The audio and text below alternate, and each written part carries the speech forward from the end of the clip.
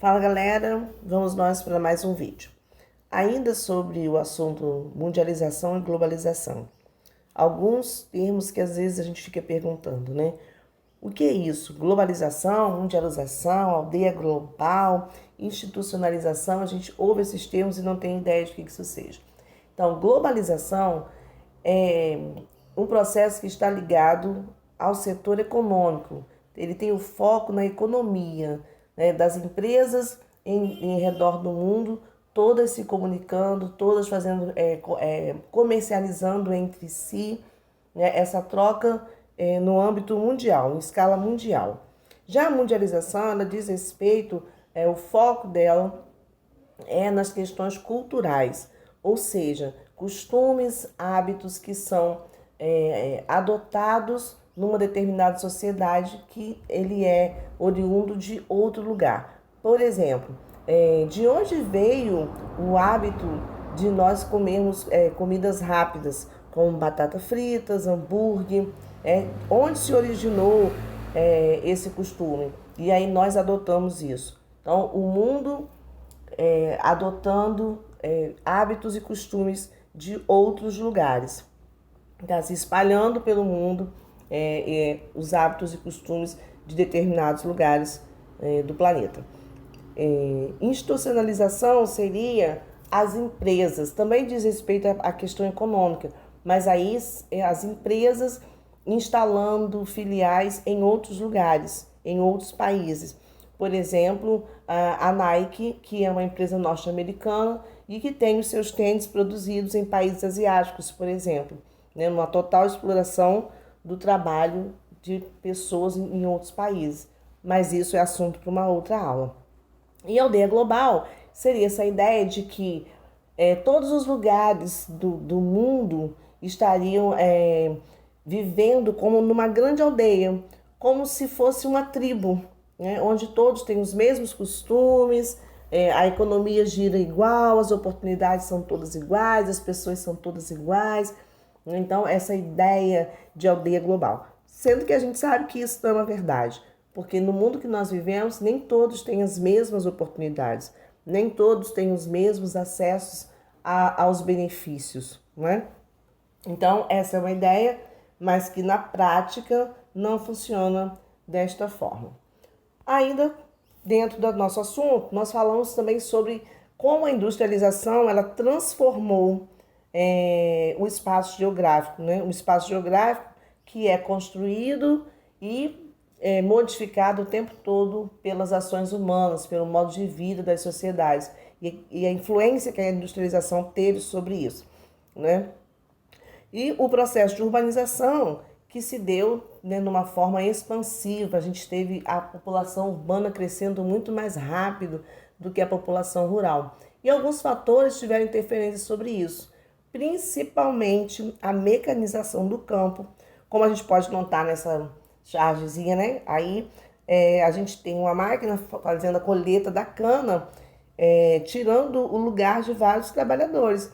Então, a gente vê os trabalhadores aí, né, sendo todos saindo, né, da colheita, e no lugar deles a gente colocaram máquinas que colhem o produto mais rápido, numa velocidade maior, né, e em tempo menor do que a mão de obra humana, sem ter como trabalhar no campo e com as condições de vida bem precárias. Sem falar que a gente passa a ter a concentração de terra na mão de poucas pessoas, muitos donos de propriedade, de pequenas propriedades, perderam suas propriedades para aqueles que são chamados de grileiros, né? As pessoas que chegavam com documento dizendo que aquela propriedade era deles e aí expulsavam os donos daquelas propriedades. Nós tivemos também a questão da seca, né, que afligiu várias áreas, no caso do Brasil, que atingiu várias áreas do Brasil.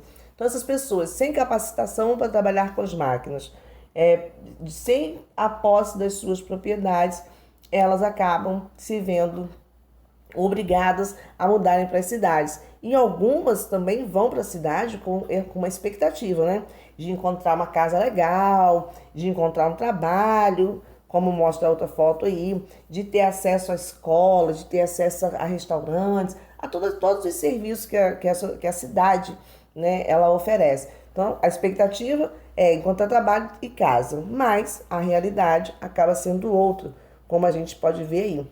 Porque essa urbanização rápida e descontrolada, ela vai gerar o crescimento dos aglomerados subnormais, né, que são as favelas, as comunidades, porque as pessoas chegam na cidade, a cidade não tem condições de atender e nem de comportar todas essas pessoas. Então, as pessoas têm uma expectativa que chega na cidade, é frustrada, porque elas acabam não tendo tudo isso. E a gente tem as cidades globais. As cidades, elas crescem de várias maneiras, grande maioria, principalmente no Brasil, elas cresceram de forma desordenada, né, desorganizada, foram crescendo sem nenhum planejamento de urbanização. No Brasil, nós temos algumas cidades como Brasília e Goiânia, que foram cidades projetadas, mas a grande maioria não. As cidades, elas são classificadas de acordo com o seu tamanho, de acordo com a sua origem e também de acordo com a sua função. Cidades portuárias, cidades turísticas. E hoje a gente vai falar um pouco aqui sobre cidades globais, que são as cidades que são elo dos países com outros países, com o exterior. Cidades globais, cidades que se comunicam, são cidades que se concentram, elas são sedes do setor financeiro e do setor de serviço, né, oferecendo essa possibilidade de que o país se comunique, que o país se relacione comercialmente com outros países através de outras cidades globais. Então, nessas cidades, geralmente estão concentrados os sistemas financeiros, né, as sedes de grandes empresas. A gente tem os principais centros universitários de pesquisa. Então, e aí a gente tem um exemplo, no caso do Brasil, São Paulo, que é uma cidade na qual isso acontece. E para que o fluxo, o movimento, né, possa ocorrer, essas cidades precisam ter redes estruturadas, né? São redes complexas de transporte, de telecomunicações, que possibilitam o fluxo de informações, né? Informações, capital, que aí é dinheiro, mercadoria e pessoas. Tudo precisa ter um ritmo muito rápido de movimentação, né? E a interligação entre essas cidades formam uma rede de cidades globais. Elas formam o maior elo de um país com o exterior, em razão de sua força econômica, concentrada principalmente no setor de serviços. E como eu já pedi, né, na atividade anterior, que vocês pesquisassem quais são os setores econômicos. E aí vocês vão relembrar o que é o setor de serviços, com destaque para os da ordem financeira e de sua infraestrutura diversificada e modernizada. Uma cidade é considerada global não pela quantidade de pessoas que moram, não pelo tamanho, pelo número da sua população, mas por essa concentração financeira, né, e de fluxos que ocorrem nessa cidade.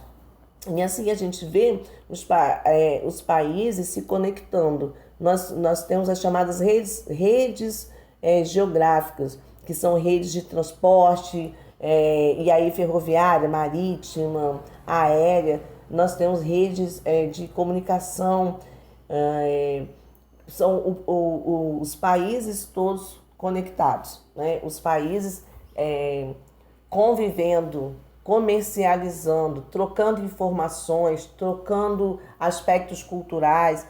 As pessoas conseguem se deslocar, viajar de um país para o outro muito rápido. Até a gente tem um exemplo disso agora que recentemente, esse momento que nós estamos vivendo, que é o da pandemia. Uma coisa que rapidamente se espalhou pelo mundo. E como se deu isso? Por essa facilidade das pessoas estarem nos lugares, né? Essa facilidade que as pessoas têm de se locomoverem entre os países.